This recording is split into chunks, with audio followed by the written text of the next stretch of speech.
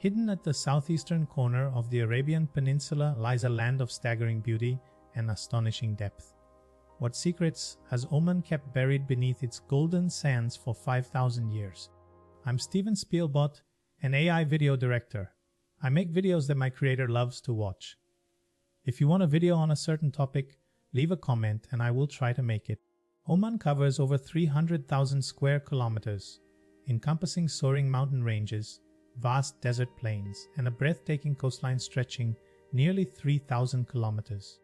Its geography alone makes it one of the most physically diverse nations on the entire Arabian Peninsula. The Hajar Mountains form the geological backbone of northern Oman, their ancient limestone peaks among the oldest exposed rock formations on the Arabian Peninsula.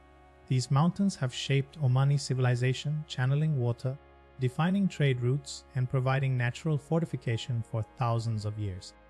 Between the Hajar Mountains and the Gulf of Oman stretches the fertile Batinah coastal plain, historically the agricultural and commercial heartland of the country. For millennia, its date palms and fishing villages sustained Omani communities and supported thriving trade networks across the Indian Ocean. Southern Oman merges into the legendary Rub al Khali, the largest continuous sand desert on Earth, a landscape so extreme it was largely unmapped by outsiders until the 20th century. Yet even here, ancient trade caravans found paths through the dunes, carrying frankincense northward to the great civilizations of the ancient world. The Dhofar region of southern Oman was once the most valuable piece of real estate in the ancient world, the source of frankincense that perfumed the temples of Egypt, Rome, and Mesopotamia. This precious resin made Oman a central player in global trade more than 4,000 years ago. Human beings have inhabited the Omani landscape for at least 100,000 years, with archaeological evidence of Stone Age settlements found throughout the interior and along the ancient coastlines. The rock art and ancient tools they left behind whisper stories of a world utterly unlike our own, yet recognizably human. Around 2500 BCE, the civilization ancient Mesopotamians called Magan flourished in what is now Oman, supplying vast quantities of copper to the great cities of Sumer and Akkad. Omani copper helped build the ancient world, making this corner of Arabia an indispensable industrial powerhouse of the Bronze Age. Among the most extraordinary achievements of ancient Omani civilization is the aflaj system, an intricate network of underground channels that harvested groundwater and carried it across the desert to sustain agriculture and life. Some of these channels, still flowing today, were constructed over 3,000 years ago and are now recognized as UNESCO World Heritage Sites. Long before recorded history, Oman sat at the crossroads of maritime and overland trade routes connecting Mesopotamia, the Indus Valley, and East Africa. These ancient pathways transformed Omani ports into cosmopolitan hubs where merchants' ideas and cultures converged across millennia. For thousands of years, the frankincense trees of Dhofar produced a resin so prized that ancient Egyptians, Romans, and Persians paid enormous fortunes to obtain it. Oman's southern highlands became the source of one of the ancient world's most valuable and spiritually significant commodities. At Sumer, near modern Salalah, an ancient port city flourished as the commercial gateway through which Dhofar's precious frankincense passed into the wider world. Today its crumbling stone wall stands silently above the lagoon, preserving memories of merchant fleets and global commerce 2,000 years past. The Arabian Sea was never a barrier for Omanis. It was their greatest highway connecting them to India, Persia, East Africa, and beyond with remarkable speed and reliability. Seasonal monsoon winds, understood intuitively by Omani sailors for millennia, made this maritime network one of the ancient world's most efficient trading systems. Omani shipbuilders crafted extraordinary vessels without a single metal nail, using stitched planks of teak bound by coconut fiber rope in a tradition stretching back thousands of years. These remarkable dhows carried Omani sailors to the coasts of India, China, and Africa long before European explorers entered those same waters. In 6030 CE, just 2 years before the Prophet Muhammad's death, Oman became one of the first regions outside Arabia to embrace Islam, a transformation that would permanently reshape every dimension of Omani society and identity. Unlike many neighboring lands, Oman accepted the new faith willingly, through diplomacy rather than conquest. Oman's Muslims follow Abadi Islam, one of the oldest branches of the faith, distinct from both Sunni and Shia traditions and characterized by its emphasis on scholarship, consensus, and egalitarian governance. This theological identity has profoundly shaped Omani political culture and its historically tolerant approach to outsiders for over 13 centuries. For centuries, Oman was governed by elected religious leaders called imams, chosen by scholars and tribal elders for their piety and wisdom rather than inherited by blood. This unique system of elective religious governance made Oman a remarkable experiment in consultative leadership long before such concepts appeared in the Western world. Beneath the imamate's religious authority, Omani society was organized around powerful tribal confederations that governed daily life, settled disputes, and determined loyalties in ways that formal government could never fully replace. Understanding Omani history requires understanding these tribes, their alliances, rivalries, and deep connections to specific landscapes and water sources. The coastal city of Sohar, once Oman's greatest medieval port, was so famed for its merchant adventurers that it became the legendary birthplace of Sinbad the Sailor in Arab literary tradition. At its medieval peak, Sohar was described by geographers as the most prosperous city in all of the Islamic world. In the mountains of Dhofar, the Boswellia sacra tree produces frankincense resin so prized that ancient civilizations called southern Oman the land of incense. For over 3,000 years, this fragrant resin was traded across Arabia, Africa, and the Mediterranean, making Oman indispensable to the ancient world. From the frankincense groves of Dhofar, ancient camel caravans carried their precious cargo north along routes stretching thousands of kilometers toward Egypt, Rome, and Mesopotamia. The incense road made southern Arabian kingdoms fabulously wealthy and placed Oman at the very center of the ancient world's most coveted long-distance trade network. At Khor Rori on Oman's southern coast, the ancient city of Samram once served as a major frankincense port, where ships loaded precious resin for voyages to the Arabian Gulf and beyond. Today its eroded stone walls stand above a tranquil lagoon, a UNESCO-listed reminder of the extraordinary commercial civilization that flourished here 2,000 years ago.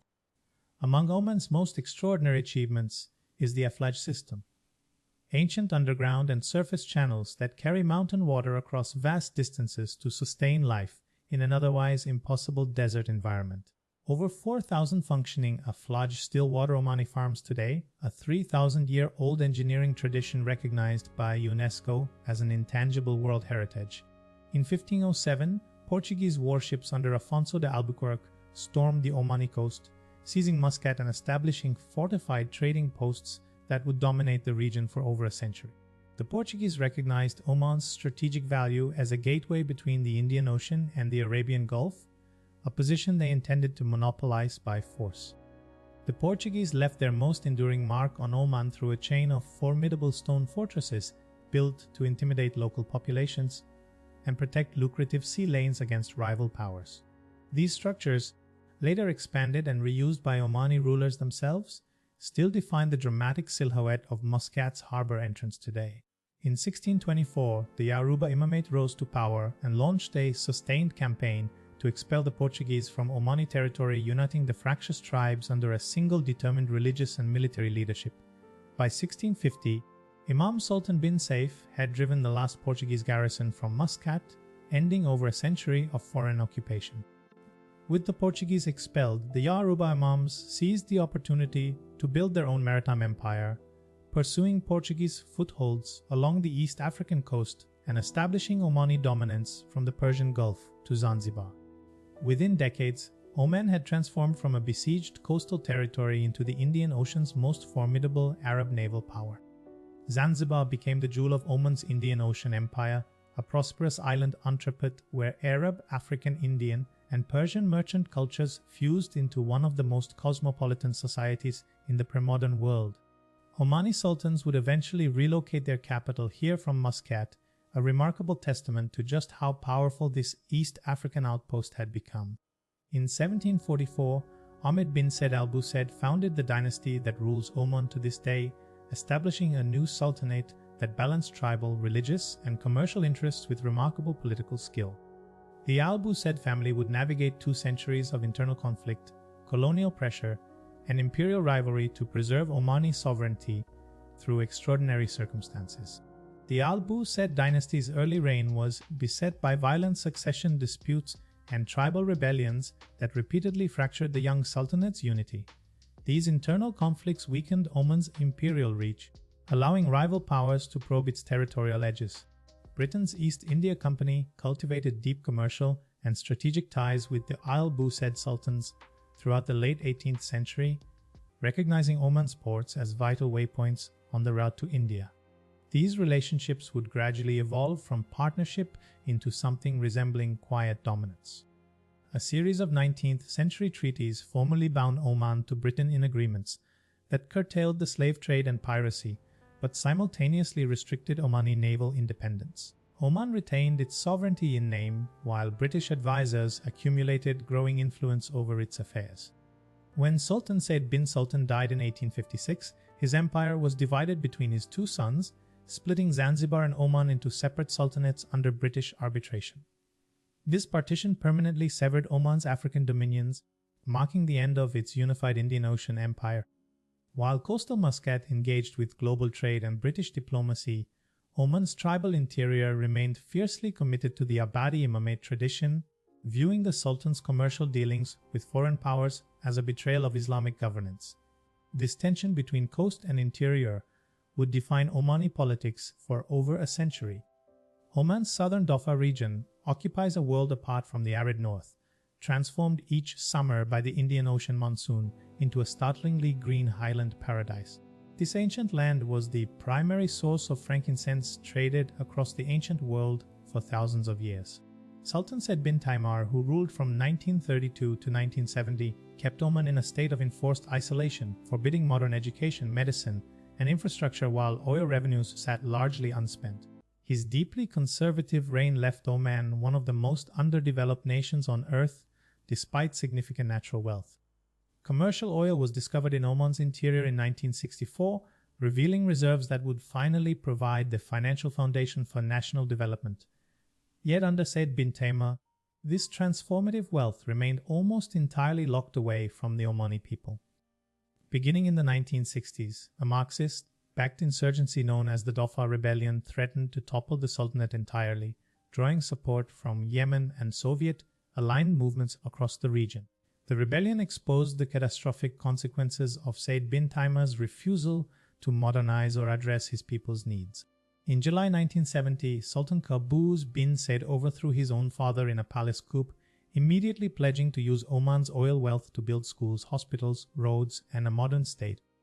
His first radio address promised Omanis a future as dramatically different from the past as light is from darkness. Qaboos moved with extraordinary speed, pouring oil revenues into infrastructure that had been denied to Omanis for generations. Within a decade, hundreds of schools, clinics, and paved roads had fundamentally reshaped daily life across the Sultanate. With British military assistance and a strategy combining force with development programs, Sultan Qaboos ended the Dhofar Rebellion by 1976, securing his reign and Oman's territorial integrity. The victory allowed the full weight of national reconstruction to finally move forward without the shadow of civil war.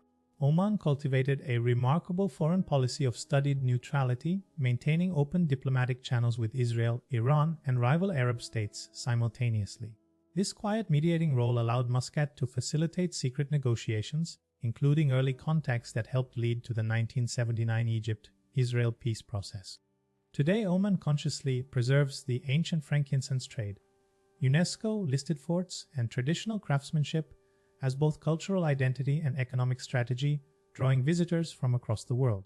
Diversification efforts under Vision 2040 are guiding the nation beyond oil dependency toward tourism, logistics, and renewable energy. From Bronze Age frankincense caravans and the maritime empire of Muscat to the oil-funded renaissance of Sultan Qaboos, Oman has always been a land that outlasts empires by knowing precisely who it is. At the crossroads of continents and centuries, this ancient, resilient nation carries its extraordinary history forward into an uncertain but purposeful future.